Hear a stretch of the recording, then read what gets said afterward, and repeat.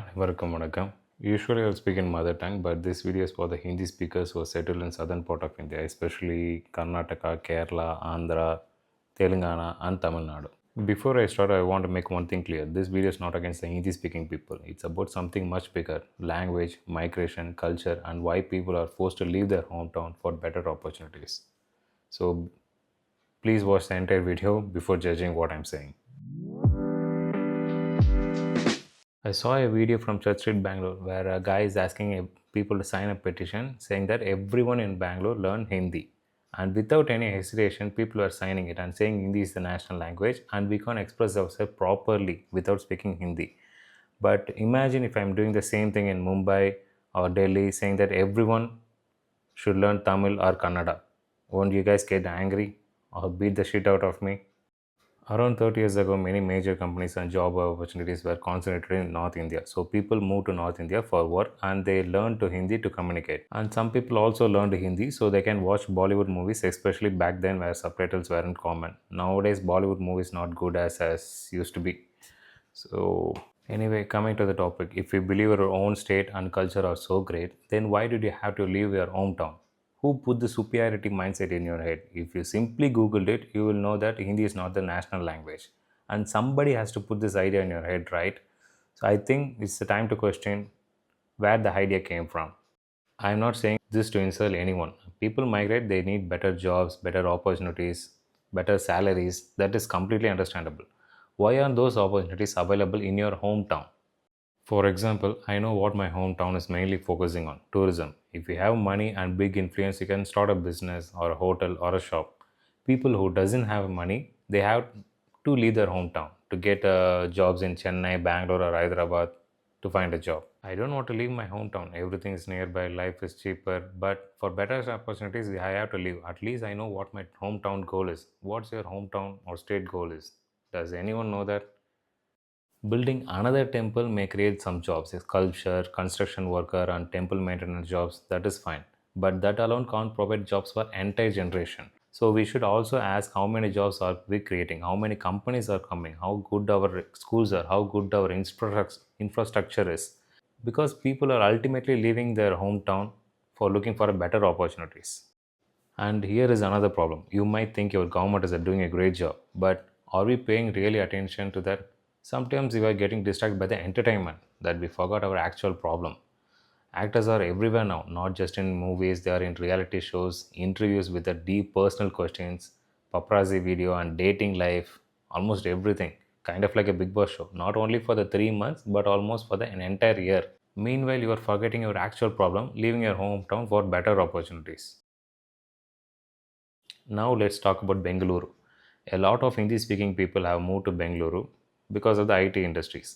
But if you lived in Bengaluru for some time, you can see that how strongly Kannadikas care about the language and culture. If you ever traveled on Bengaluru Metro, you might have noticed that they have highlighted and celebrated the sportsman persons from Karnataka who represented India at national level. Imagine a school student seeing that name of the sports person while traveling. Maybe the child thinks that I should also want to become a sports person. That's a good influence. Not every role model has to be an actor. You know, in IMDb top 10 directors in the world, Ubendra Sir name is there, after Stanley Kubrick and before David Fincher. If the same person existed in Bollywood, he would be considered equally to God. That's an issue.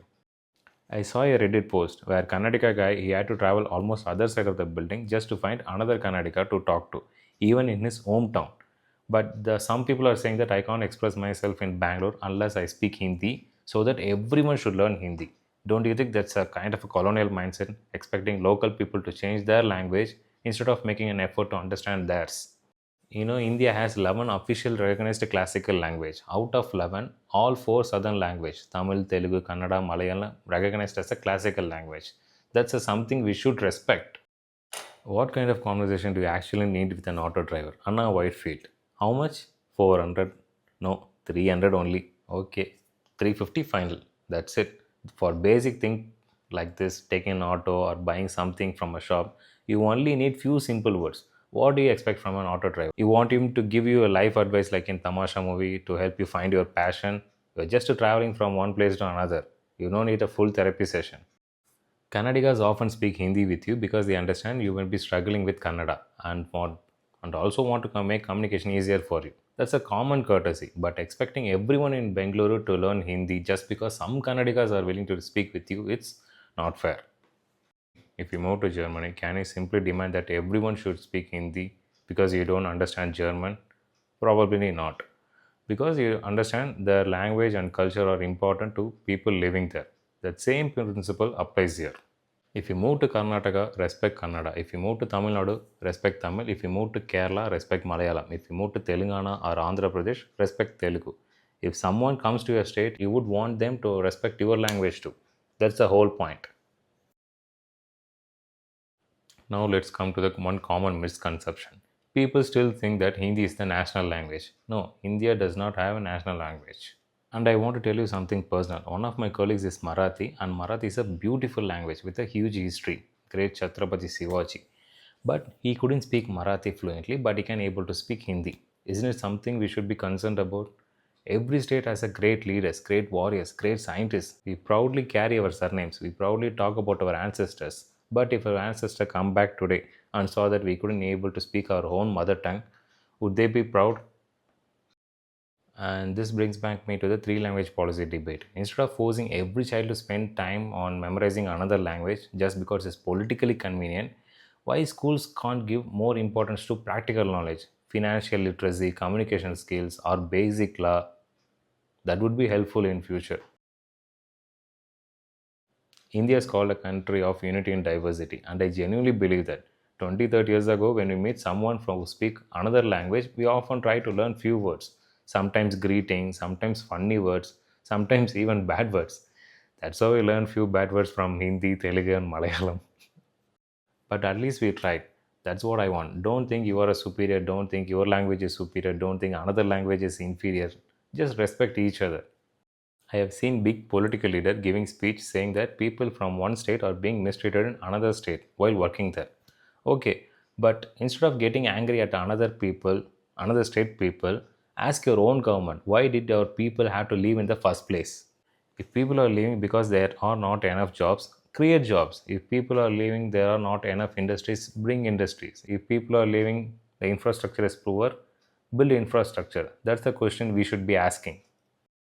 Don't blindly follow any political parties and their opinions. Two big rival parties join their hands to buy IPL tickets, not to help us. It reminds me of the 2012 movie where, when the world is about to end, the powerful people find a way to escape while the ordinary people are left behind.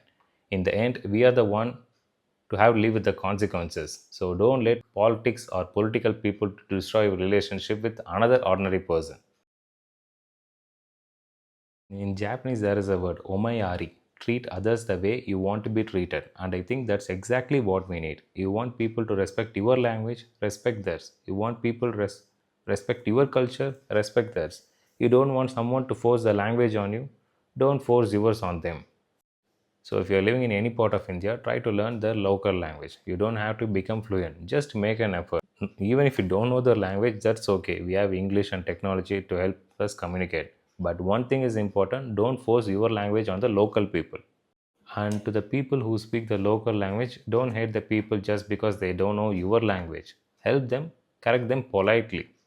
So, my message is very simple, question the government, not the auto driver. And most importantly, live and let live. India is a beautiful country because we don't all speak the same language, same food, same festival, same culture.